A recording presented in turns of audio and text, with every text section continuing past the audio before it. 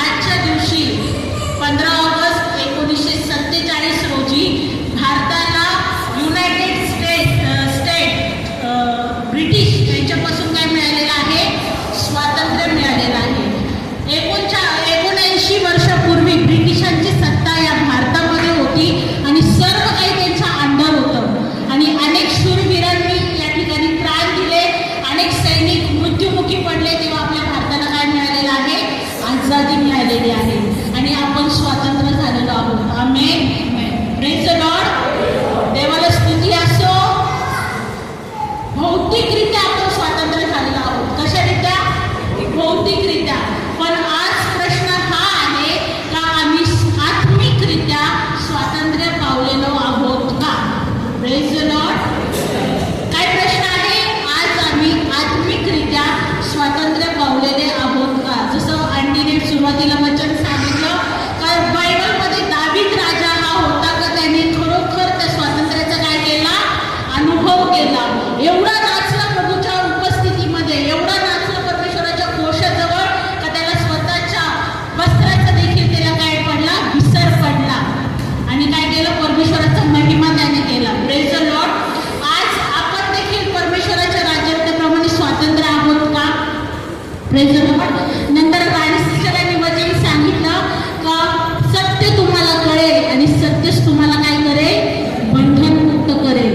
आज जरी आपण भौतिकरित्या माझ्या प्रियांनो आज आपण आजाद असलो, स्वातंत्र्य असलो, तरी अनेक लोक आपल्या आजूबाजूच्या परिसरामध्ये, आपल्या परिवारामध्ये, इव्हन आपण स्वतः देखील अनेक प्रकारच्या बंधनांमध्ये गुरफटलेलो आहोत आणि ते आहेत आत्मिक बंधन. कोणते बंधन? आत्मिक बंधन. आणि हे ह्याच्यामुळे आपण गुरफटलेलो आहोत कारण आपल्याला सत्य माहीत नाहीये. कशामुळे? सत्य माहीत नाहीये. सैतान अनेक प्रकारचे बंधन आपल्या जीवनामध्ये घेऊन येतो.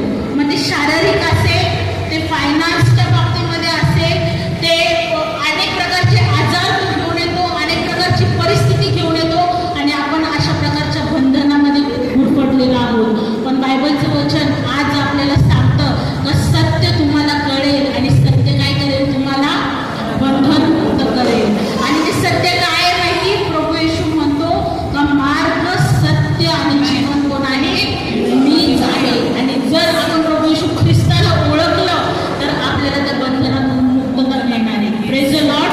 कारण बायबलचं वचन सांगतं का एक व्यक्ती जो स्वर्गातून, जो पवित्र होता, जो निष्कलंक असा कोकरा स्वर्गातून आपल्यासाठी 2000 वर्षापूर्वी या पृथ्वीवर आला. बायबलचं वचन सांगतं का जे आपल्यावरचे बंधन होते, जे आजाराचं बंधन होतं, जे पापाचं बंधन होतं, जे आर्थिक समस्येचं बंधन होतं, जे अनेक चिंतांमध्ये आपण गुरफटलेलो होतो, बायबलचं वचन सांगतं का 2000 वर्षापूर्वी तो राजांचा राजा, तो प्रभूंचा प्रभू, तो सर्व सामर्थ्यशाली पिता त्याने स्वर्ग सोडला आणि तो आमच्यासाठी या पृथ्वीवर आला. आणि बायबलचं वचन सांगतं का त्याने आमचे सर्व पाप, आमचे आजार, आमची चिंता, आमची परिस्थिती, आमचं सर्व प्रकारचं अंधकाराची शक्तीने जे आमच्यावर राज्य केलं होतं, सर्व प्रकारचं आमची बंधन त्याने स्वतःवर घेतले आणि 2000 वर्षापूर्वी त्या क्रूस खांबावर आपलं निष्कलंक आणि निर्दोष रक्त सांडून बायबलचं वचन सांगतं का ते प्रभू येशू ख्रिस्ताने आपल्याला सर्व पापापासून, सर्व आजारांपासून, सर्व परिस्थितीपासून, सर्व चिंतेपासून आणि सर्व बंधनापासून आपल्याला मोकळं केलेलं आहे.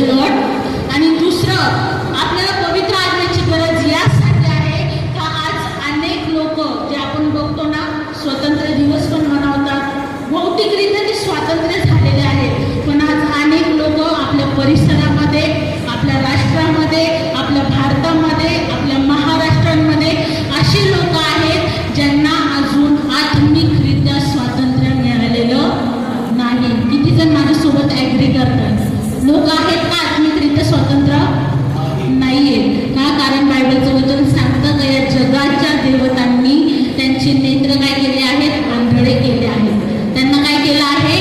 आंधळं केलं आहे. डोळे असून ते पाहू शकत नाही, कान असून ते ऐकू शकत नाही, हृदय असून ते ग्रहण करू शकत नाही, बुद्धी असून ते विचार करू शकत नाही. का? कारण या जगाच्या देवतांनी त्या अंधकाराच्या सत्तेने त्यांना काय केलेलं आहे? गुंफटलेलं आहे. आणि त्यांना जर आपल्याला सोडवायचं आहे तर आपल्यावर पवित्र आत्मा असणं काय आहे?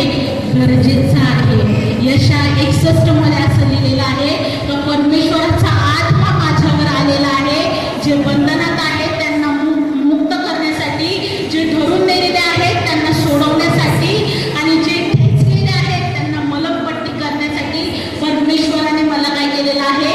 अभिषेक केलेला आहे. Praise the Lord. आज जर या स्वातंत्र्य दिवशी आपण जर एकत्र जमलेलो आहोत, या स्वातंत्र्य दिवशी जर आपण जर परमेश्वराच्या चरणाजवळ आलेलो आहोत, तर पहिली प्रार्थना आपल्याला करायची तर परमेश्वरा तुझ्या आत्म्याने मला भर. कारण जेव्हा परमेश्वराचा आत्मा आपल्यावर येतो आणि त्या आत्म्याद्वारे जेव्हा आपण प्रार्थना करतो, आपण कार्य करतो, परिस्थिती बदलते. Praise the Lord. बंधनं तुटले जातात, भग्न हृदयाच्यांना मलमपट्टी केली जाते. कारण खूप लोक जगामध्ये प्रियांनो अशा आहेत का ते आशाहीन आहेत. कसे आहेत? आशाहीन आहेत. पण आपल्याकडे एक आशा आहे आणि त्या आशेचं नाव आहे प्रभू येशू ख्रिस्त. जेव्हा आपण ते नाव घेऊन आपण लोकांकडे जातो, हालेलुया, आपण ते लोक आहोत का जे लोकांची आत्मिकरित्या सुटका करू शकतो. आपण ते लोक आहोत जे लोकांना बंधनातून मुक्त करू शकतो. Praise the Lord. आज तर भारत स्वातंत्र्य झाला आहे, पण स्वातंत्र्याची जी गरज आहे ते आत्मिकरित्या स्वातंत्र्य मिळण्यासाठी, आत्मिकरित्या स्वातंत्र्य मिळण्यासाठी. कारण बायबलचं वचन असं सांगतं की ह्या पृथ्वीवरचं जे आपलं जीवन आहे ते क्षणिक आहे. कसं आहे? क्षणिक आहे. पण सार्वकालिक जीवन जेव्हा आपण स्वर्गात जाऊ ते सार्वकालिक जीवन आहे. आणि अनेक लोकांचा नाश होतो प्रियांनो याचमुळे की त्यांना आज परमेश्वर माहीत नाहीये. त्याच्यामुळं आज परमेश्वराने आपल्याला भूमीवर ठेवलेलं आहे. आणि बायबलचं वचन असं सांगतं का ज्या भूमीवर तू पाय ठेवला ती भूमी परमेश्वर आशीर्वादित करणारा परमेश्वर आहे. बायबलचं वचन सांगतं का परमेश्वर आपल्याला राष्ट्र देणारा परमेश्वर आहे. या औरंगाबाद जिल्ह्यामध्ये, या भारतामध्ये परमेश्वराने आपल्याला यासाठी ठेवलेलं आहे कारण आपल्याद्वारे हा भारत आत्मिकरित्या, हे औरंगाबाद जिल्हा आत्मिकरित्या हा बंधनातून मुक्त व्हावा. Praise the Lord. आणि जेव्हा आपण परमेश्वराकडे जाऊ, परमेश्वर आपल्याला याचा जाब काय करणार आहे? विचारणार आहे. त्याच्यामुळं आज परमेश्वराने आज जे आपलं बोलवणे या स्वातंत्र्य दिवशी आपण ते ओळखूया आणि खरोखर आज आपण त्या पवित्र आत्म्यासाठी प्रार्थना करूया आणि आपण प्रभूला बोलूया की प्रभू त्या आत्म्याने आम्हाला भर.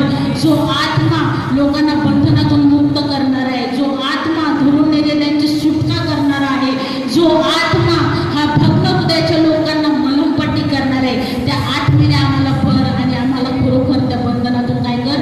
मोकळं कर. आणि आज खरोखर परमेश्वर आशाभऱ्या दृष्टीने आज आपल्याकडे बघत आहे आणि तो बघत आहे का कधी माझं लेकरू माझ्याकडे काय प्रार्थना करेल आणि कधी त्या लोकांची काय होईल? बंधनातून सुटका होईल. Praise the Lord. Praise the Lord. एक जोरात टाळी आपण प्रभू येशूची नावाने